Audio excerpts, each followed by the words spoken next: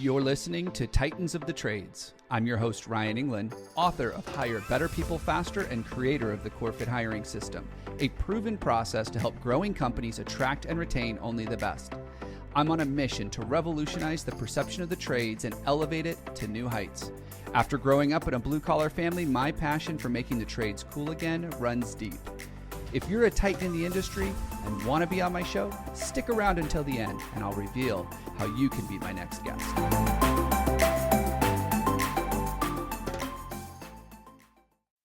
Thank you for tuning in today. I am your host, Ryan England, and today's guest is someone that I met online, and they run a $300 million construction management general contracting company out in California. And the journey that he has taken as the president of this company is just incredible. And the things that they are doing, the things that you're going to learn today, in fact, a big part of who they are is a 100% employee-owned company. And as some of you may know, starting an ESOP and going through that journey, it does not always come without its challenges. And so today's guest, Matt Gates, the president of Erickson-Hall, is going to share some of the things that they've learned and some of the things that they've done to not only educate their people, but also to bring new people into the trades. So I want to welcome to today's show, Matt Gates. Matt, welcome to the show. Thank you. I'm excited to be here. This is going to be fun. Oh, I cannot wait for you to share with our listeners some of the things that you've already shared with me, some of the things I already know about you and what you were doing over there at Erickson-Hall. Such an inspiration to the industry. But before we jump into some of the really cool stuff that you're doing, tell our listeners real quick who you are and a little bit about Erickson-Hall and your journey to get there. Okay. I'm Matt Gates. I'm president of Erickson-Hall Construction. I was named president 3 years ago. Mike and Dave Erickson and Mike Hall started the business in 1998. I joined the company in 2003.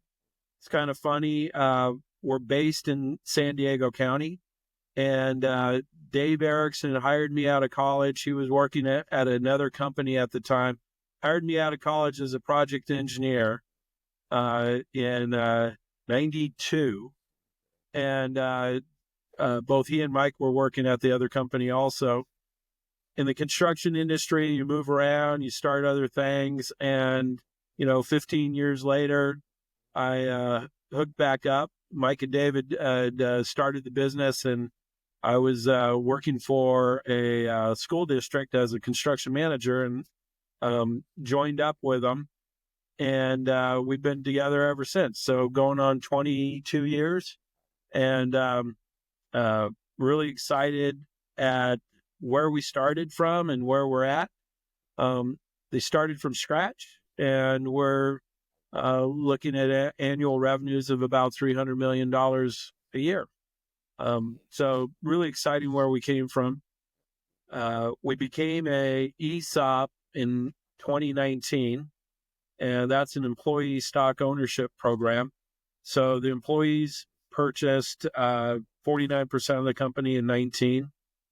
We completed the sale of the last 51% in 2022. So Erickson-Hall is 100% employee owned. And again, the employees are really buying in. Every year we've been an ESOP, we've had record revenues and record growth in both geographic, number of clients, and in volume. So it's exciting times. And it's wonderful to be part of that. Oh, thank you for that intro, getting our listeners up to speed. And you talk about something that I know for a lot of people that listen to our show and a lot of people that I know in the industry are very passionate about is how do I share in the profitability or the results that our company is getting with our people, because our people mean so much to them. And we've worked with some companies as they're going through the ESOP process. And we work with many construction contractors who are already employee stock ownership. And but I also know that it comes with some challenges. So for those people out there that have heard about this and this ESOP thing sounds cool, and we're not going to get into technical stuff, don't worry. I do know that there's a learning curve, there is a growth process for not only leadership and being able to communicate and explain it in a way that everybody understands, but the adoption side of it, right? Like your frontline talents, like I don't understand how this works or anything. Without going into too much detail, tell me a little bit about that journey. Like, what did you see happen? And were there any key milestones, or are there anything that you learned that you're like, gosh, if we could do it over again, we would have done this? That is a great point.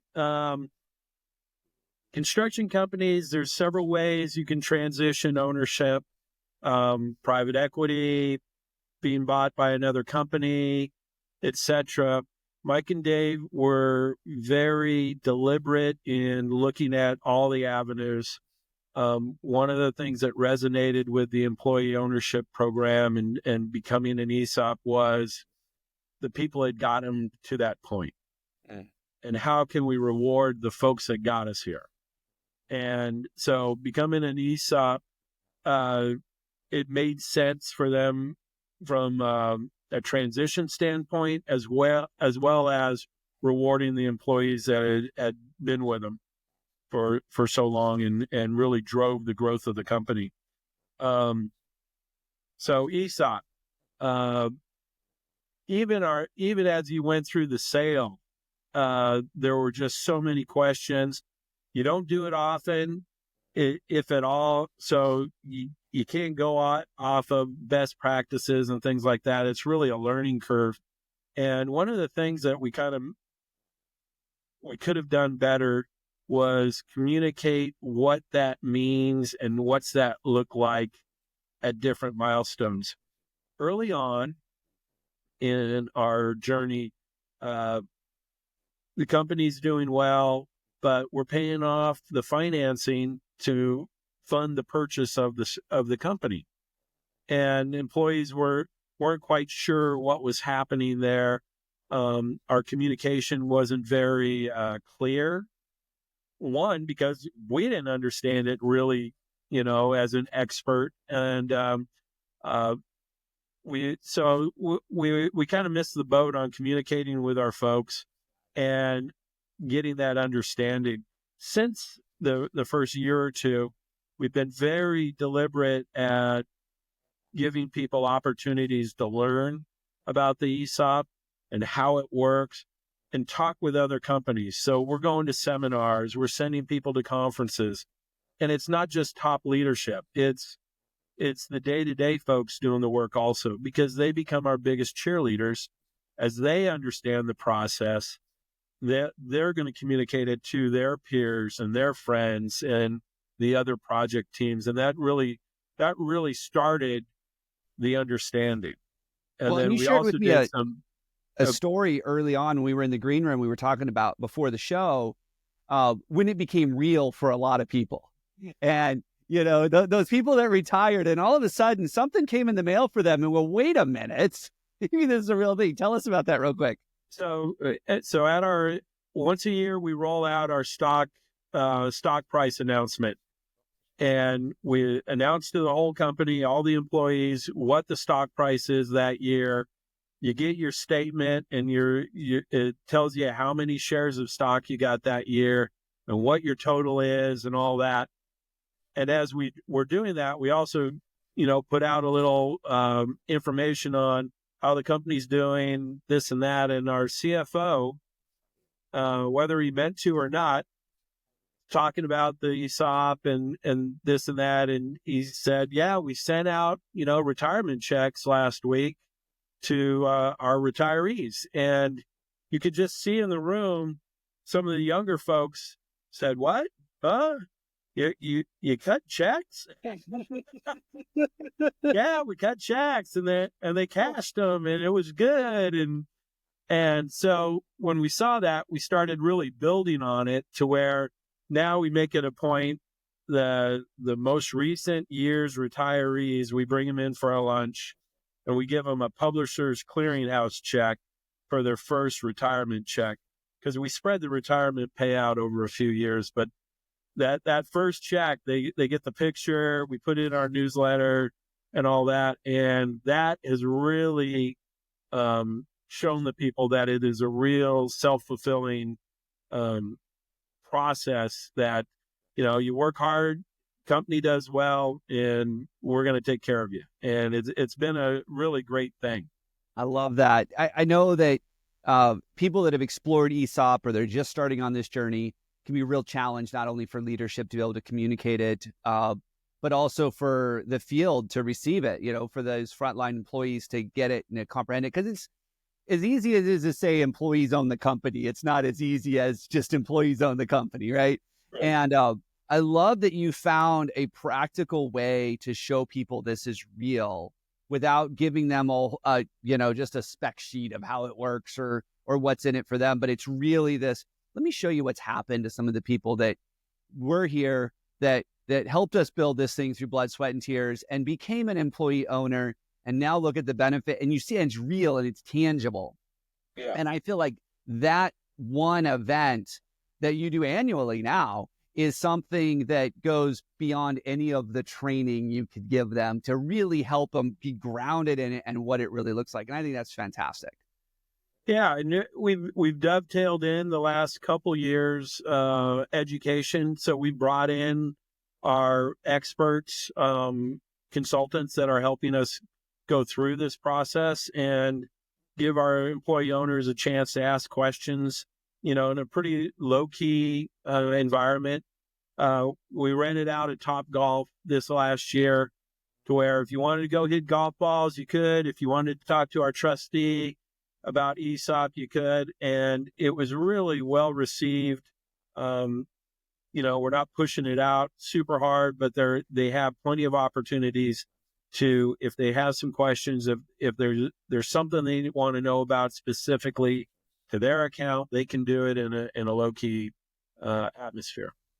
It's fantastic. Now, to this idea of converting the company to 100% employee owned, I'm going to make an assumption right now, Matt, about you and the rest of the leadership team at Erickson-Hall, and it's really that you value your people. You really care about your people. You invest in your people. You want the best for them. Some might even go as far as say you consider them family.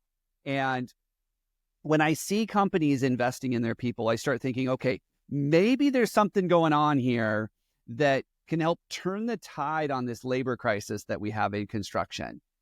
Whether it's finding ways to grow people up inside the industry, bringing them in through internships or partnerships through apprenticeship programs, or more importantly, actually keeping them, engaging with them, keeping them long-term, retaining them. So tell me a little bit about what Erickson-Hall is up to, maybe even some of your opinions about the industry and some things that our listeners should start thinking about to help everybody kind of turn the tide on this labor crisis that we're in.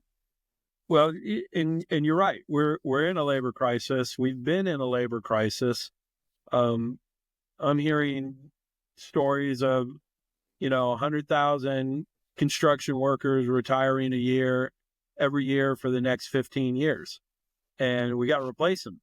Yeah. And when you're seeing apprenticeship programs and high school career technology programs being cut, we're behind the 8 ball. Now, the career tech education in high schools and junior colleges are ramping back up, but we're still behind the 8 ball chasing that retirement tsunami, if you will.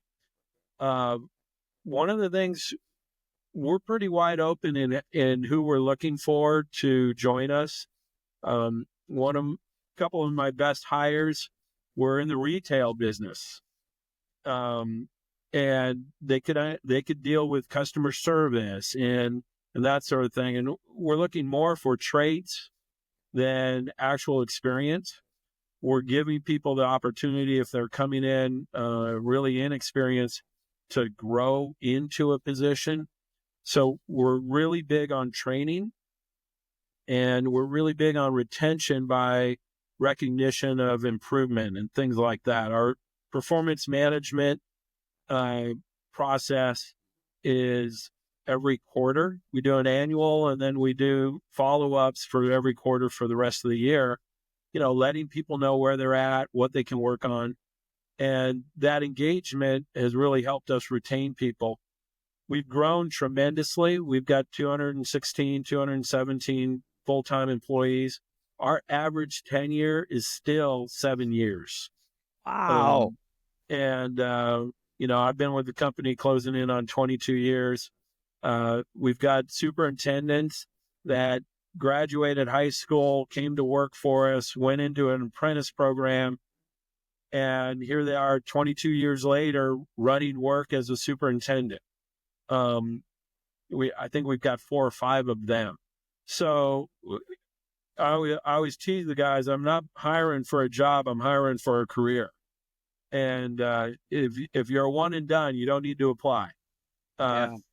Yeah.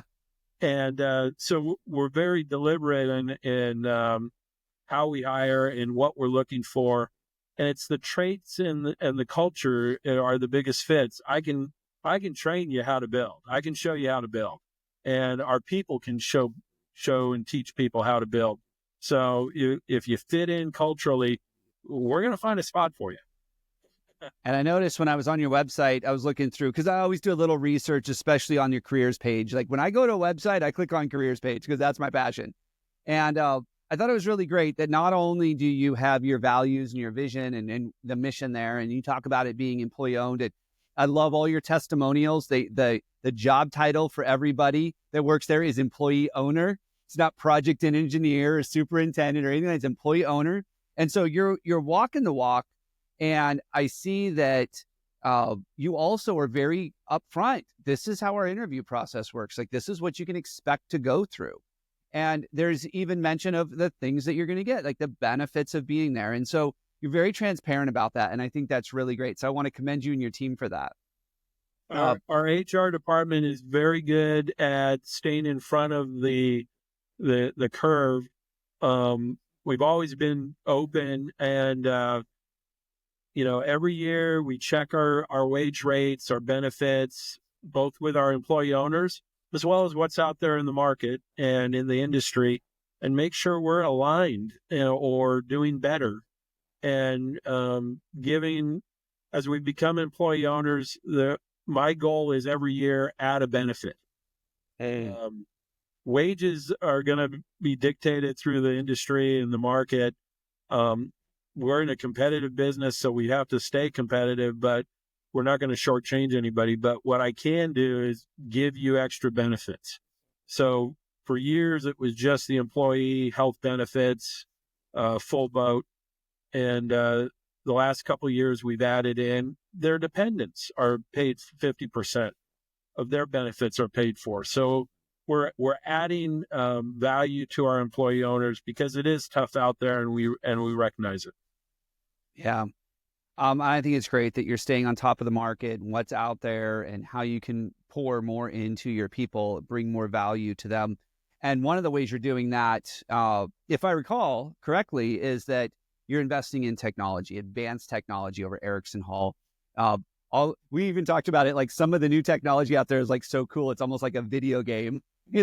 You're bringing that technology in. So talk to our listeners a little bit about the advanced technology that you're using over there at Erickson-Hall and how you're using that to not only level up your employees and your team, but also what you're doing to use that as training tools to get new people excited about the industry. So we've got a couple things. We've always been with the labor market the way it is and the shortage of workers. We've always wanted to and tried to leverage technology to bridge the gap in not having enough people. So we utilize a document control system that everyone's trained on. Doesn't matter what job you go to. This is what you're going to see on the computer. This is how you process the work. And then on kind of the whiz bang bells and whistles, we have building information modeling. So we're building the project electronically in 3 dimension and communicating that with our trade partners, our subcontractors.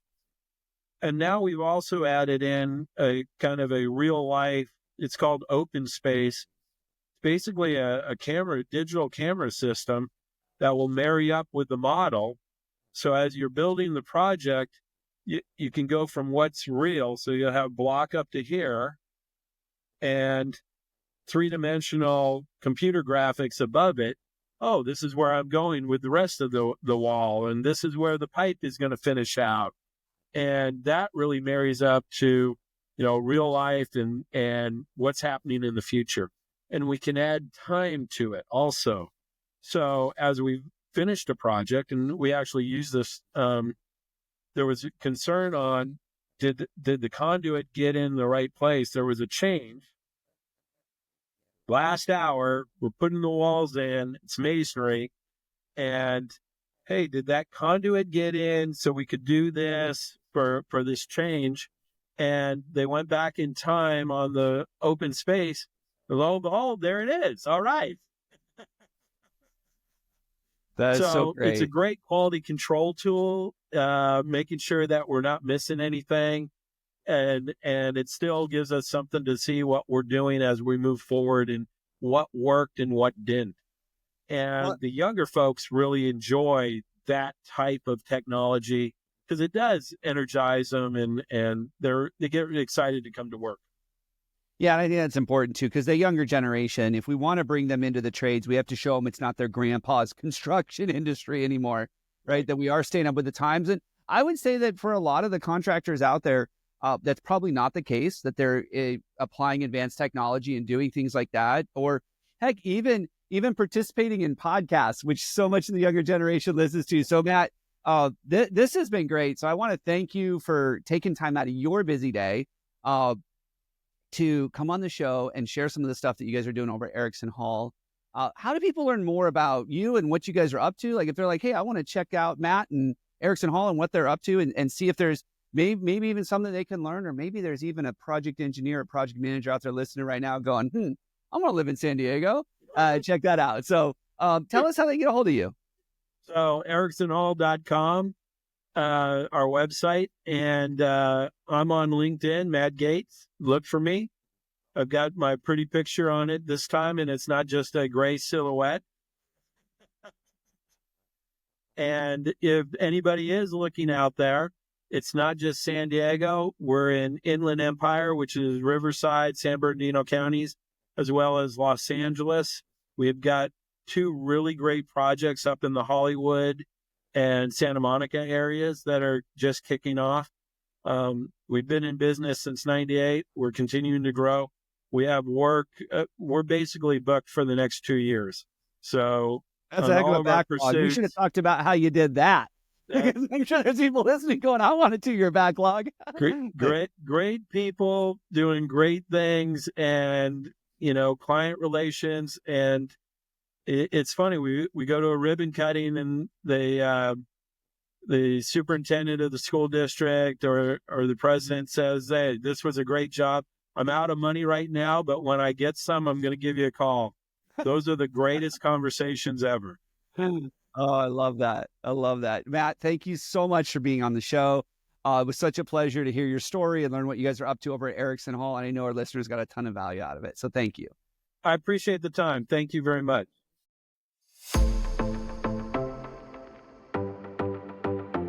Ryan England here. Thank you so much for listening to Titans of the Trades. If you're a titan in the construction, manufacturing, or skilled trades industry and would like to be a guest on my show, please visit podcast.corematters.com. If you found value in this interview, would you share this episode on social media? Just do a quick screenshot on your phone and share it with a friend or post it on social. And if you know someone that would be a great guest, tag them on social media to let them know about the show and include the hashtag Titans of the Trades. I love seeing your posts and guest suggestions. We are regularly putting out new episodes and content.